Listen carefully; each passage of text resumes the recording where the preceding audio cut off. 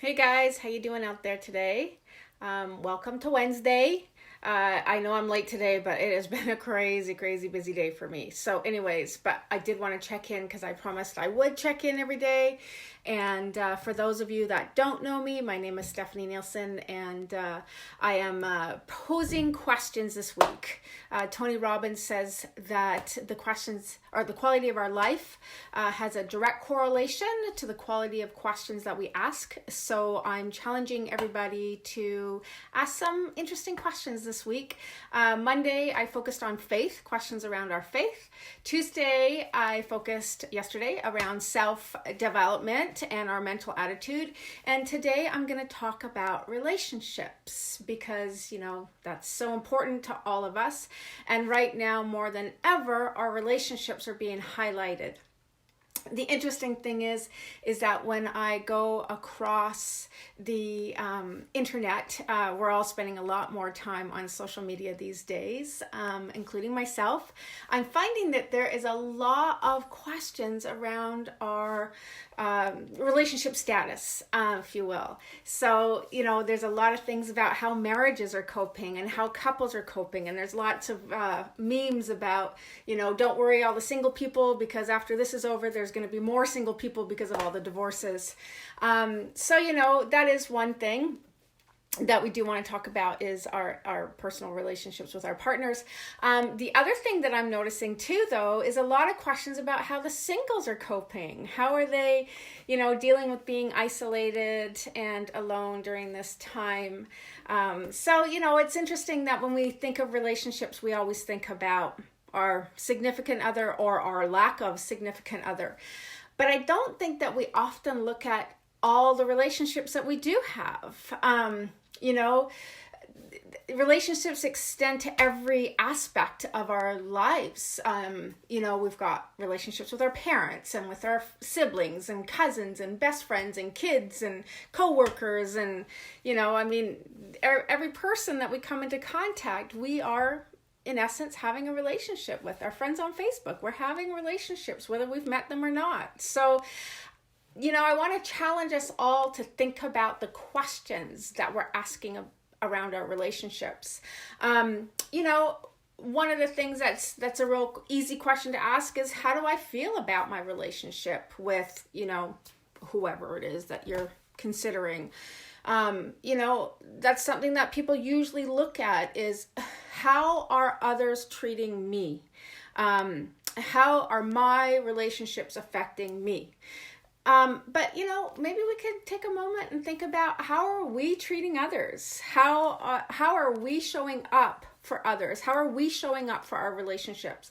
Be it, as a mother or as a coworker or as a partner or, whatever. I think oftentimes we get so caught up in how others are that we forget about how we are. So I think that might be an interesting thing to look at if we're asking ourselves some questions this week around our relationships. And again, like I said yesterday, it's really important that we're very honest in how we're answering these questions.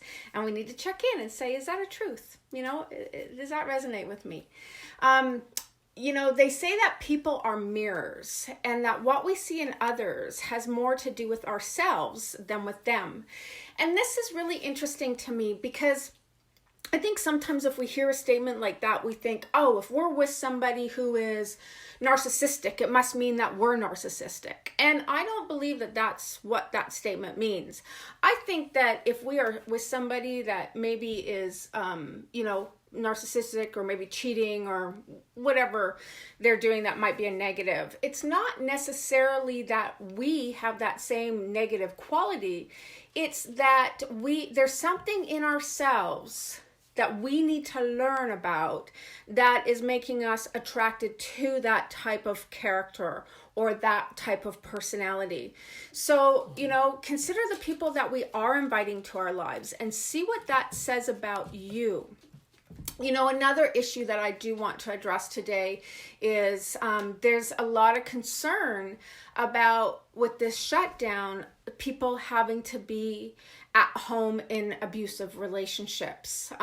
That's one thing that I was actually very impressed with my industry, that they are taking actions. A lot of the companies within my industry are taking actions to make sure that people that might not feel safe at home are, sorry, I see this thing, NASA is backwards. Well, that's perspective, I guess.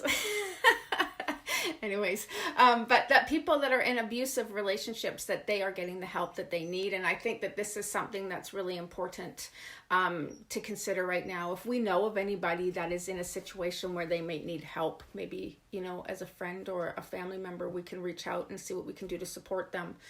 Another thing that came up for me recently that I think is really interesting is how many people in relationships think that they have the right to control other people. And again, this is really interesting. I've always asked the question, why do people think that they have the ability to control others? And that is not just limited to our personal relationships with our partners. It can extend to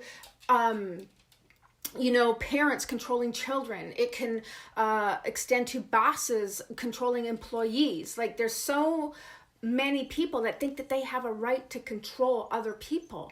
And we have to remember that people are not property.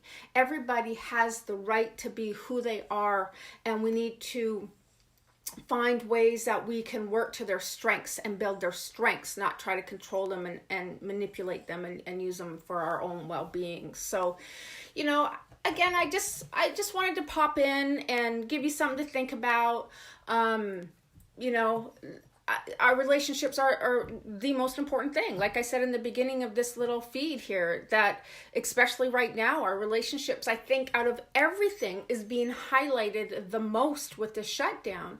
So I think it would serve us all good to really take a look at our relationships. How are we showing up for others? How are we being treated by others? How are we treating others? And take a look at that mirror concept, because that is kind of neat too. And I think at the end of the day, if we can move forward with a little bit more compassion, a little bit more encouragement.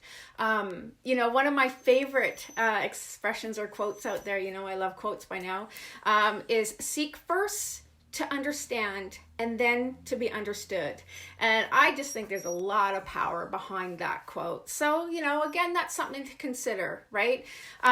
Along that line too, they often say that people don't listen to understand, they listen to respond. And again, that's another good one to consider when you're looking at how you are in your relationships. If you're listening to somebody, are you listening because you want to understand their opinion or where they're coming from? Or are you just waiting for that pause so that you can interject your thoughts and your opinions? So anyways, just a few things to think about that might be able to strengthen your relationships. I'm actually really rooting for those married people. I'm hoping that, maybe if some of you had a little bit of issues before coming into this shutdown was able to help you reconnect and remember why you fell in love and maybe build a stronger relationship as a result of this. And for all you single people out there, don't give up hope. I mean, there's somebody out there for everybody. I'm a big believer in this, so don't give up hope. So anyways, I'm going to check out now. Just wanted to say, hey, tomorrow I am going to talk about the questions that we're asking ourselves around our finances. So I hope you tune in and listen to that. In the meantime, though, you can check out my website at stephanienielsen.ca for some more inspiration. I've got some articles. I've got some free downloads on there. I've made my 21 Days to Gratitude, a free PDF. You can also purchase the hard copy if you want. Unfortunately, I can't give my hard copy away for free because it is print on demand, so there are some costs associated with that. I also have my book Zen Matters available on my website as well. You can follow my Facebook page, stephanienelson.ca. You can follow my Instagram at stephanienelson.ca.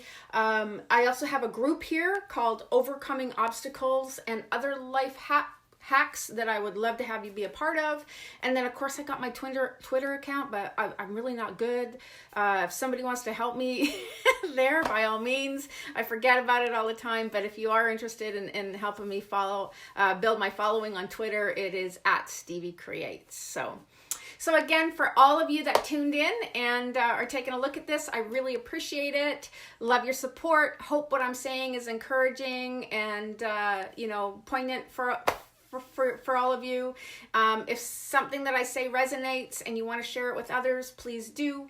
I'm just here trying to, share a little positivity during this time and see if we can't look at things from a bit of a different perspective and come out of here ahead. So anyways, thank you all for being here. As always, I really appreciate your support and I wish you all a great night. So go stay in and have some fun in peace and in love. Ciao, ciao.